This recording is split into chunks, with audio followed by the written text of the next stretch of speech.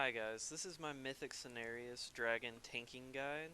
I'll go over a few things while the clip plays out behind me, but basically to start it off, you're going to start with a raid and deal as much damage as possible on Cenarius. I pre-potted with a Potion of Old War and just tried to do as much damage as possible um, just to help them out.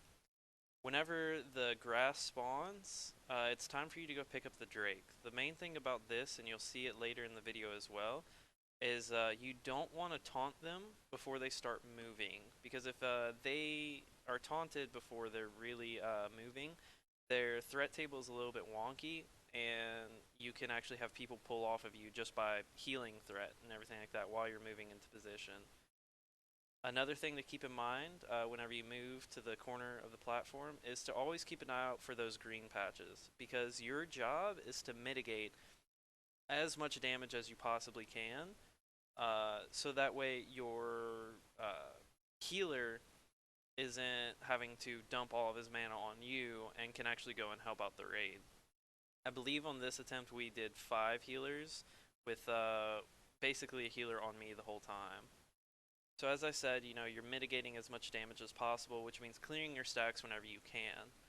The most opportune time whenever only one Drake is up is whenever he's breathing, because he stays stationary in the corner and you can just go and run to the green patch, clear your stacks, and just charge back to him and pick him up.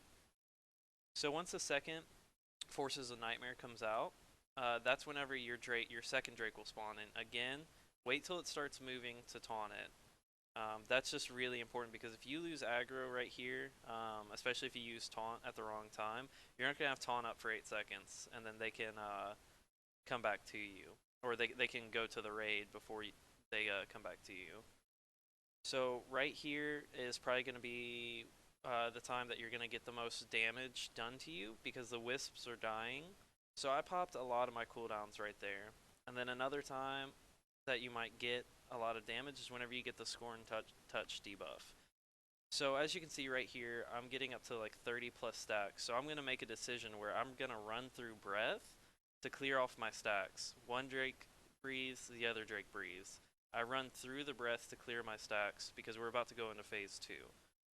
So the Breath doesn't deal that much damage to you. The stacking debuff, though, if it gets up to, the 40s, 50s, it's going to hurt.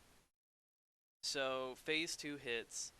This is where you need to start making your transition with the rest of the raid team. Depending on where your raid team decides to go, you have to be on the complete opposite side of the platform. So they moved to the front right of the platform, and I moved to the back left. Here is whenever you make that transition, the Drakes could stop in the middle like they did right there and breathe on the raid. Just give a vocal shout out to help people know, so that way they're not hugging the inside. Basically, it's rinse and repeat for the rest of it. You're going to see that I'll stand in breath sometimes. I'll pop a lot of defensive if I get low, just because the healers are getting pretty so my healer has to go and run back and help heal the raid team. Another thing is to keep an eye out for where your raid is going, for any brambles that might be in the way that you need to go. So my raid team moved, so I needed to move accordingly. They'll move into the position that I was just in. I cannot move any farther. This is about where you hit enrage, because there's brambles blocking my path. So this is where you just kind of jump, watch, and hope that they get it down. If you've made it this far, your team will most likely get it down. You'll still be taking a lot of damage, so mitigate until the end to make sure that you're, not dying. Because if you die before, they die, the Drakes are going to go to them and just cause a lot of problems. So hopefully this guide was really helpful for you.